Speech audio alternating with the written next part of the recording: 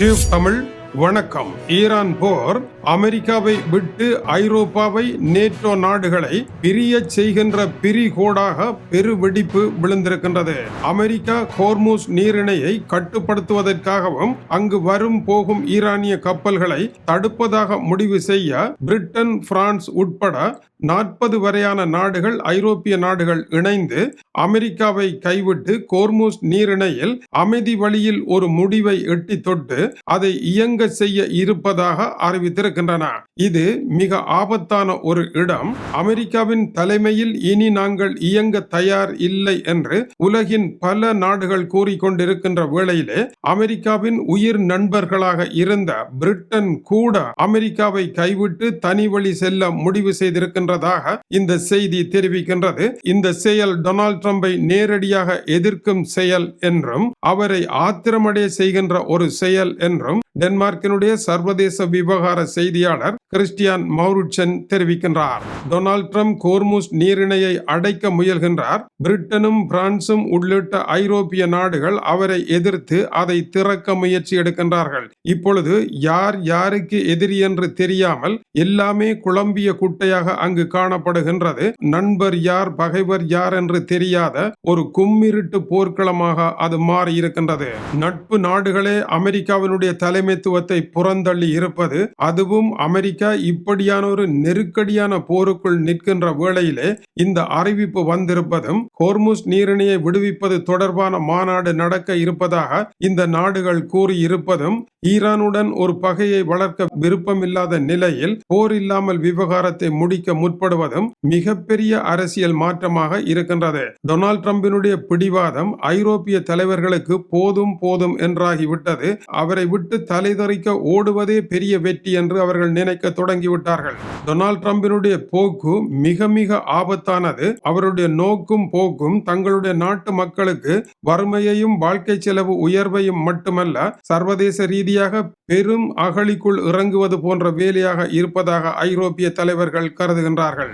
Donald ட்ரம்பினுடைய எல்லாமே எனக்கு வேண்டும், ஒன்று கிடைக்காவிட்டால் எதுவுமே எனக்கு வேண்டாம் என்கின்ற கொள்கையை ஐரோப்பிய தலைவர்களினால் ஏற்றுக்கொள்ள முடியவில்லை. பொருத்தமான ராஜதந்திர கொள்கை மூலம் போர் இல்லாமல் இந்த பிரச்சனையை தீர்க்கலாம் என்று ஐரோப்பிய நாடுகள் அமெரிக்காவை கைவிட்டு தனியாக அணிதிரண்டிருக்கின்றன.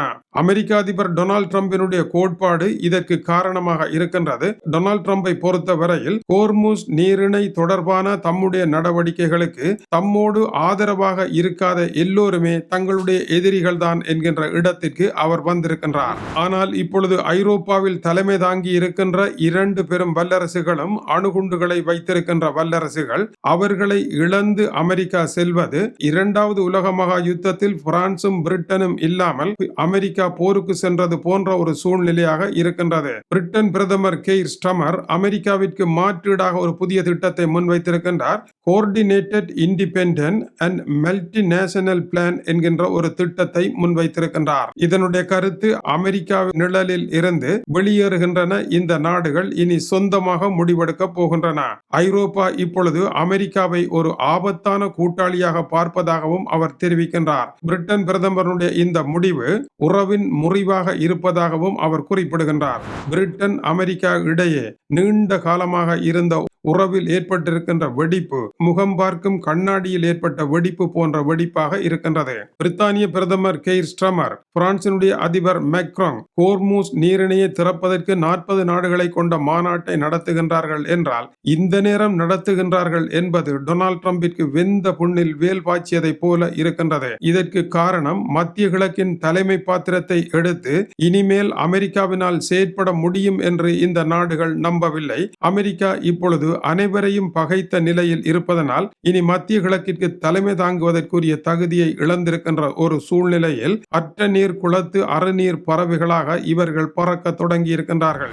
டொனால்ட் ட்ரம்பை பொறுத்தவரையில் ராணுவ ரீதியாகவும் பொருளாதார ரீதியாகவும் ஈரானை நசுக்குவதற்கு முயற்சி எடுக்கின்றார். ஆனால் ஸ்பேனியா, பிரான்ஸ், இத்தாலி போன்ற நாடுகள் அமெரிக்காவினுடைய போர் விமானங்கள் பறப்பதற்கே தங்களுடைய வான்பரப்பை தர மறுத்து இந்த இடத்தில் புதியதொரு பாதையில் நடக்க ஆரம்பித்து விட்டார்கள். தங்களுக்கு வரலாற்று ரீதியாக இருக்கின்ற தொடர்புகளை வைத்து இந்த பிரச்சனையை தங்களால் தீர்க்க முடியும் என்று அவர்கள் கருதுகின்றார்கள். ஐரோப்பாவினுடைய அரசியல், சமுதாய, கலாச்சார வரலாற்றுடன் ஒப்பிட்டால் அமெரிக்கா சொற்பமான ஆண்டுகளை கொண்ட வரலாற்று நாகரிகம் உள்ள ஒரு நாடாகவே இருக்கின்றது. அந்த நாட்டினுடைய தலைமையின் கீழ் செல்வது ஐரோப்பியர்களுக்கு தொடர் அவமானம் என்பதை அவர்கள் வெளியில் பேசாமலே இருக்கின்றார்கள். ஒருவேளை ஐரோப்பா சீனாவுடன் இணைந்து இந்த பிரச்சனையை தீர்க்க முன்வருமாக இருந்தால் ஈரான் அவர்களுடன் சேர்ந்து கொள்ளும், ரஷ்யாவும் திரைமறைவில் இணைந்து கொள்ளும், இறுதியாக அமெரிக்கா தனித்து விடப்படும். இப்படி ஒரு ஆபத்தும் இதற்குள் இருப்பதாக கிறிஸ்டியான் மௌரிட்சன் சுட்டிக்காட்டுகின்றார். டொனால்ட் ட்ரம்ப் இதை எப்படி பார்க்க போகின்றார் என்று தெரியவில்லை. இதை ஒரு துரோகமாக அவர் கருதுவாராக இருந்தால் சீனாவை மிரட்டியது போலவே ஐரோப்பிய நாடுகளுக்கும் 50% வரி என்று அவர் அறிவிப்பதற்கான வாய்ப்புகள் உள்ளன. மேலும் அமெரிக்காவை நேட்டோவிலிருந்தும் வெளியே எடுப்பதற்கான முயற்சியில் ஈடுபடுவார். நேட்டோவினுடைய செயலர் மார்க் ரூட்டுடன் அமெரிக்க அதிபர் மிகவும் சத்தமாக பேசிய பொழுது சொன்ன விடயங்கள் ஐரோப்பிய நாடுகளின் காதுகளில் கேட்டுவிட்டதன் விளைவாகவே இது இருக்கின்றது. பிரான்சினுடைய அதிபர் மேக்ரான் கருத்துரைக்கின்ற பொழுது இந்த அணி அமெரிக்கா இஸ்ரேலை சார்ந்து செயற்படாத அணி என்று கூறியிருக்கின்றார். இதனுடைய ஒரே நோக்கம் ஹோர்முஸ் நீரிணையை திறந்து வைப்பது, சர்வதேச வர்த்தக கப்பல்கள் இயல்பாக செல்வதற்கான ஏற்பாடுகளை செய்வது.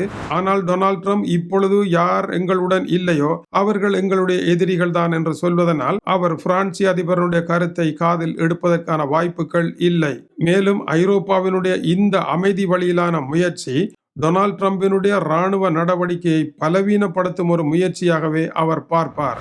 இதில் இருக்கின்ற அடுத்த சிக்கல் ஈரான் ஐரோப்பாவை ஏற்றுக்கொள்ள வேண்டும். ஈரான் ஐரோப்பாவை ஏற்றுக்கொள்ள வேண்டுமாக இருந்தால் ரஷ்யா சீனாவினுடைய பச்சை கொடி காட்டப்பட வேண்டும்.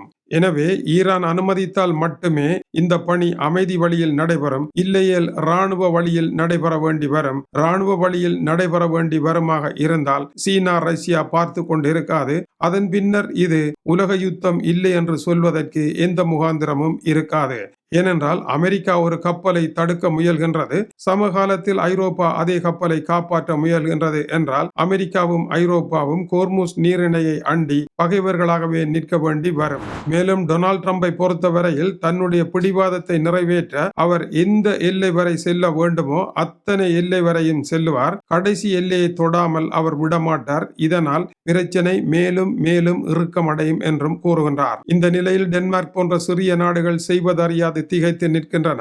கிரீன்லாந்தையும் கைப்பற்ற போவதாக டொனால்ட் ட்ரம்பினுடைய மிரட்டல்கள் ஆரம்பித்திருக்கின்றன. அதேவேளை அமெரிக்கா வரியை கூட்டினால் இந்த 40 நாடுகளில் எத்தனை நாடுகள் தலைதறிக்க ஓடும் என்றும் கூற முடியாத நிலை இருக்கின்றது.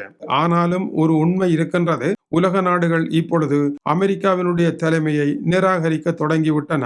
அந்த நாள் ஆரம்பித்து விட்டது இந்த செய்தியுடன் என்பதும் குறிப்பிடத்தக்கது. தொடர்ந்து இணைந்திருங்கள். மேலும் மேலும் முக்கியமான செய்திகள் எல்லாம் வந்து குவிந்து கொண்டிருக்கின்றன. அவற்றை உங்களுக்கு வரிசை கிரமப்படி தருகின்றோம். இது டியூப் தமிழினுடைய உலக செய்திகளுக்காக டென்மார்க்கில் இருந்து கீசே துறை. வணக்கம் உறவுகளை.